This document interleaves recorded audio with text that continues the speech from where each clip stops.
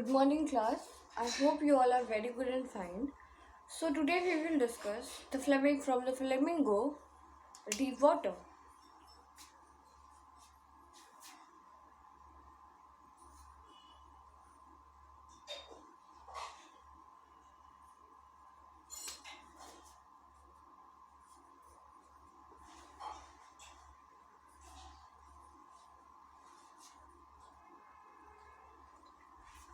Lesson number 3,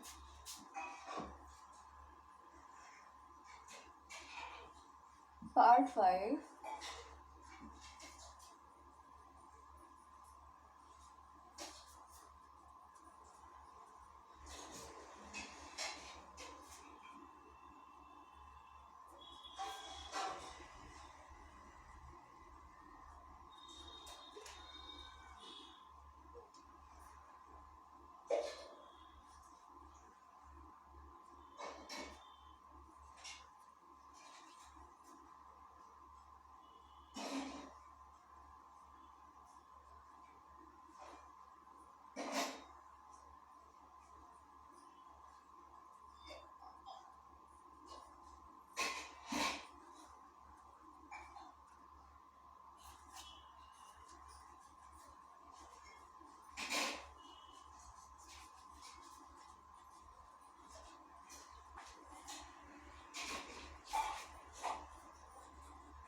Page number 23.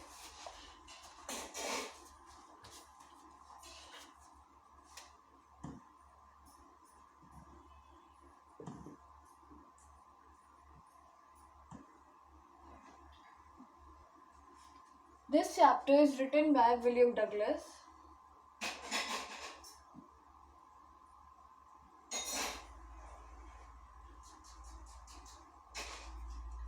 So basically इस chapter में in chapter में जो हम लोग पढ़ रहे हैं वो पूरा विलियम डगलस के लाइफ के ऊपर ही है। उन्हें किस टाइप का फोबिया था, डर था, ये चैप्टर पूरा उसी के ऊपर बेस्ड है, राइट। तो कह सकते हैं इनके कैरेक्टर में जो मेन कैरेक्टर यानी कि नरेटर ही है। नरेटर ही क्या है? मेन कैरेक्टर है, राइट। जैसा कि हमने पढ़ा था कि YMCA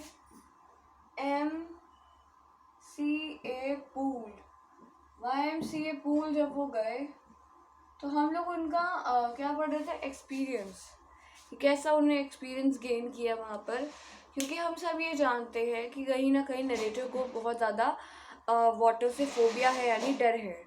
तो जैसा कि अगर हमें पता है कि उन्हें डर है तो वो पूल में जाने से और ज़्यादा उनको हेजिटेशन होगी, उन्हें कह सकते हैं कि मतलब बहुत ज़्यादा इरिटेशन फील होगी, उन्हें सफोकेटिंग फील होगा। ये सारी चीज़ें हम लोगों ने डिस्कस की थी।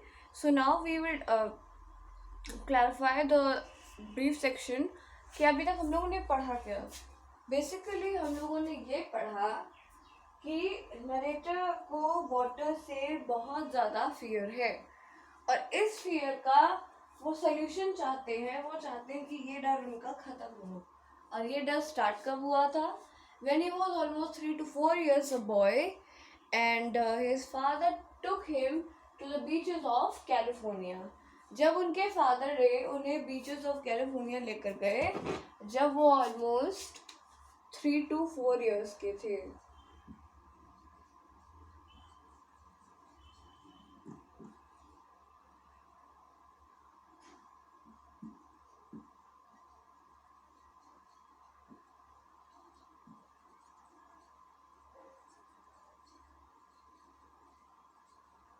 बीचेस ऑफ कैलिफोर्निया लेकर गए, क्या कहा जा रहा है? जब वो 3 to 4 years के थे, ठीक है।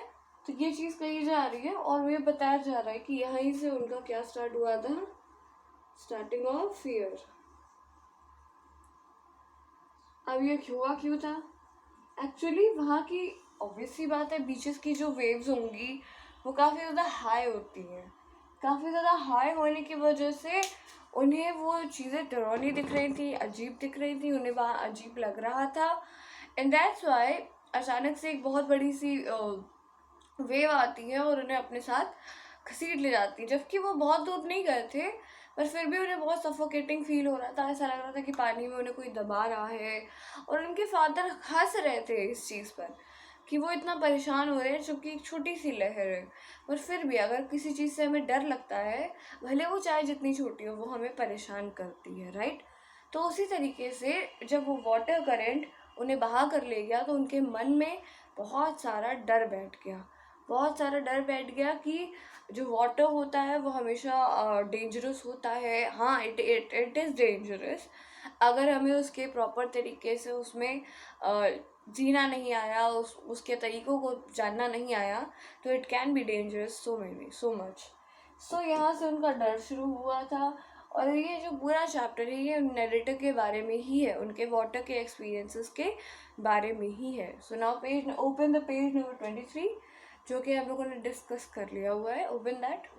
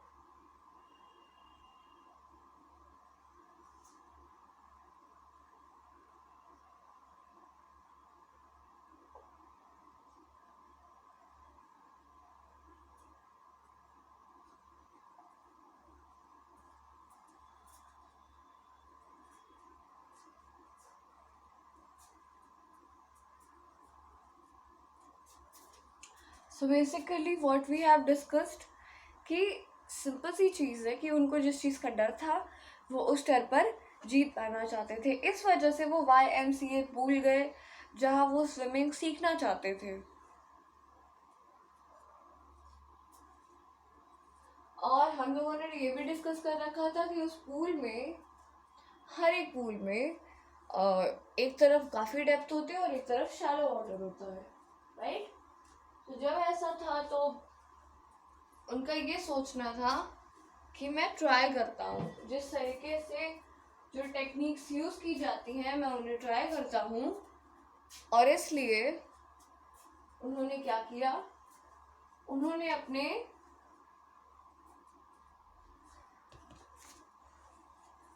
फुट विंग्स लिए और इसे पहना। फुट विंग्स क्या होते हैं, पहली बात तो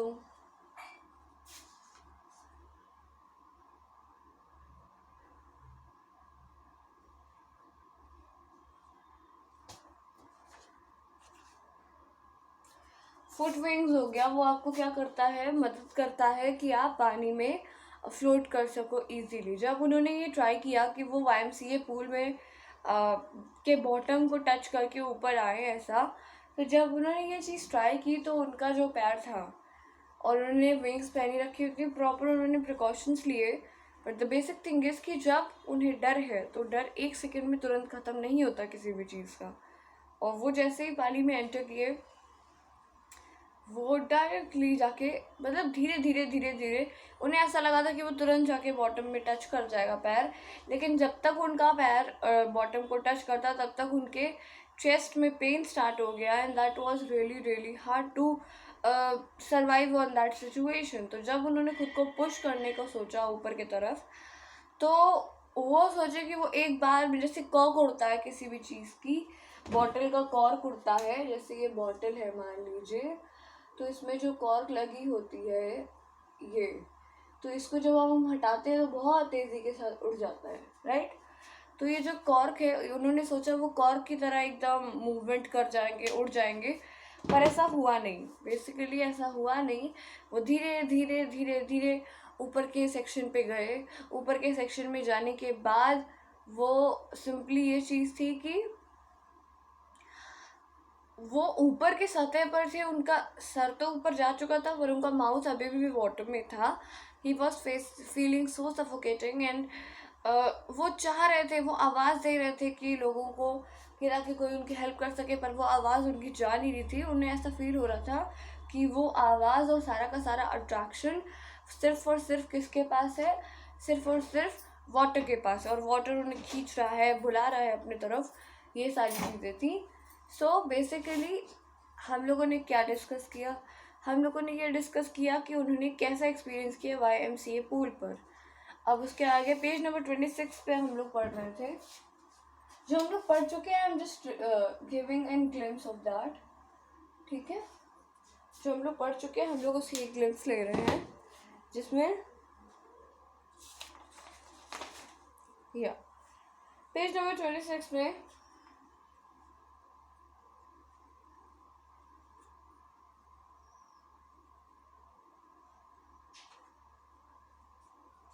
क्या कहा जा रहा है कि उन्हें बहुत डिजी फील होने लग गया, उन्हें चक्कर आने लग गए, और साथ ही साथ वो ये सोच रहे थे कि उनके पैर बिल्कुल पैरालाइज्ड हो गए। ऐसा लग रहा था कि वो बिल्कुल काम ही नहीं करते। He was feeling so suffocating and irritated.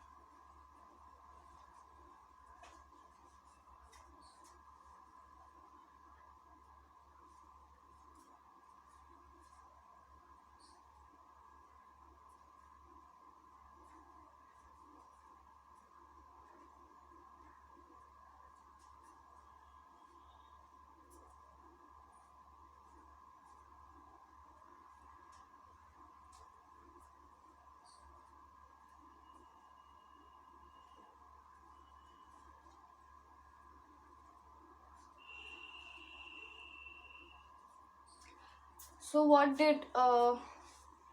Did we have done, कह सकते हैं कि उनके मन में एक बहुत भयंकर डर बैठ गया। ऐसा डर जो कोई भी समझ नहीं सकता था। क्या लिखा जा रहा है, and then sheer stark terror seized me, terror that no one understanding, terror that no one control, terror that no one can understand who has not experienced it। मतलब कह सकते हैं उनके मन में एक ऐसा डर बैठ गया जिसने खुद को बिल्कुल काबू कर लिया वहाँ पर। और ऐसा डर जो सिंपली क्या बताया जा रहा है,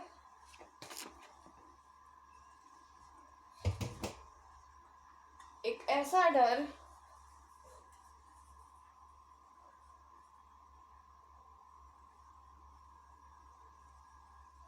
जिसे कोई कंट्रोल नहीं कर सकता, जिसे कोई समझ नहीं सकता। और आगे, और ऐसा दर्द जो वो नहीं समझ पाएगा जिसने कि अंडरस्टैंड, या फिर जिसे जिसे उसने फील ना किया होगा। सो ये चीज़ थी। आगे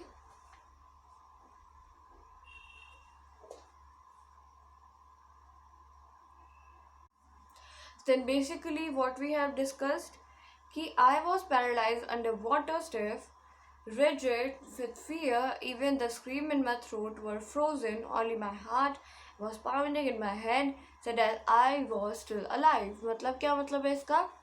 सिंपल सी एक चीज़ कही जा रही है कि उनका जो जब वो पानी के नीचे थे तो वो बिल्कुल चीख रहे थे, पर उनकी चिल्लाहट जो थी वो बिल्कुल जम गई हुई थी। आवाज़ उनकी आ नहीं रही थी, मतलब गले से बाहर। और उसके अलावा सिर्फ उनका दिल था, वो धड़क रहा था, और जिससे उन्हें ये फील हो रहा था कि अभी भी वो ज़िंदा है। क्योंकि हमने एक चीज़ डिस्कस की कि जिस चीज़ से भी हमें डर लगता है, अगर वो हमारे सामने आती है तो वो एक्सपीरियंस हमारे लिए सबसे ज़्यादा भयानक होता है, सबसे ज़्यादा डरावना होता है, राइट। आगे, and then in the midst of the terror came a touch reason. I must remember to jump when the bottom. Last I felt the tiles under me. My toes reached out as if to grab them. I jumped with everything I had. क्या कहा जा रहा है?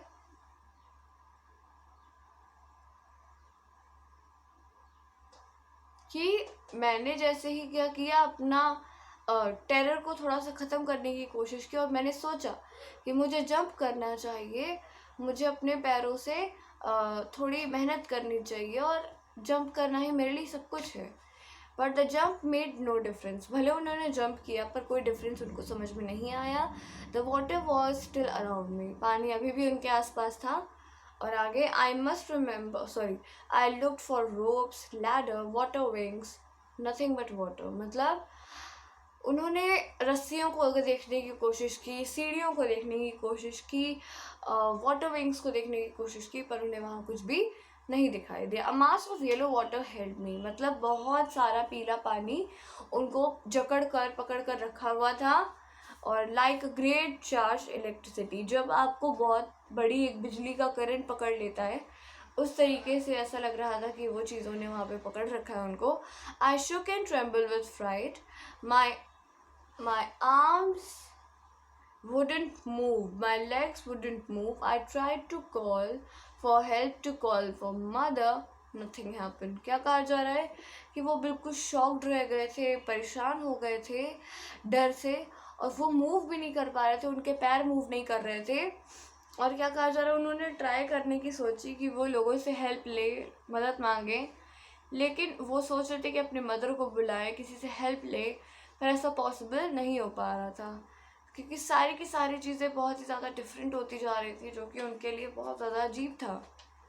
And then strangely there was a light. I was coming out of a awful yellow water. At least my eyes were, my nose was almost out too. मतलब कह सकते हैं हैरत की बात यह है कि थोड़ी देर बाद उन्हें अचानक से रोशनी दिखने लगी और वो पीले पानी से धीरे धीरे बाहर आने लग गए और उनकी आंखें पानी से बाहर आ गई और उनकी नाक भी पानी से बाहर आ चुकी थी। तो इसका मतलब क्या है? इसका मतलब ये है कि कहीं ना कहीं जो नरेटर है, वो उनका डर धीरे धीरे क्लियर हो रहा था, ख़त्म हो रहा था। और उनका डर धीरे धीरे ख़त्म हो रहा था। और जब वो वाटर की सरफेस पे आते हैं तो बेसिकली ये देखा जा सकता है कि उन्होंने थोड़ी जो भी कोशिश की थी उसकी वजह से वो वाटर के सरफेस पे आ गए। भले ही स्विमिंग पूल छोटा होता है, पर फिर भी जिसको फोबिया है वो वहाँ पे सफोकेट फील कर सकता है। भले वहाँ पर कोचेस होंगे या जो भी होंगे, पर हमेशा कोई आप पे निगरानी नहीं रख सकता है। You have to be careful about that, right. So that's why कहा यह जा रहा है कि ये डिफ़िकल्ट था ऐसे सिचुएशन को फेस करना और ऐसे सिचुएशन में खुद को आगे बढ़ाना। और जब वो वाटर से बाहर आए तो then I started down a third time. I suck for air and got water. The yellowish water was going out.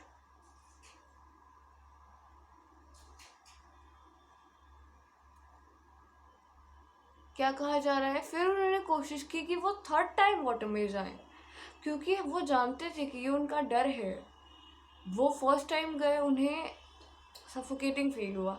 Second time almost उनके लंग्स बर्स्ट हो गए, पर अब फिर वो जाना चाहते थे थर्ड टाइम, जिस टाइम उन्हें एयर की प्रॉब्लम होने लग गई और उन्हें सिर्फ और सिर्फ वाटर मिला। The red light was going out. जो पीली लाइट दिखाई दे रही थी वो उन्हें धीरे धीरे गायब होती दिखने लगी। तो अब क्या है कि जैसे जैसे वो वापसी से वाटर में फिर से जा रहे थे, उनको फिर से वो एक्सपीरियंसेस डिफरेंट हो रहे थे। मतलब इंसान जितनी बार अपने डर का काबू करता है उसे नए नए एक्सपीरियंसेस गेन होते हैं, ठीक है। तो इसी तरीके से वो चाहते थे कि वो अपने डर को ख़त्म करें और उन्होंने ऐसा करने की कोशिश की। So now we will discuss the next segment to the next video. Thank you class.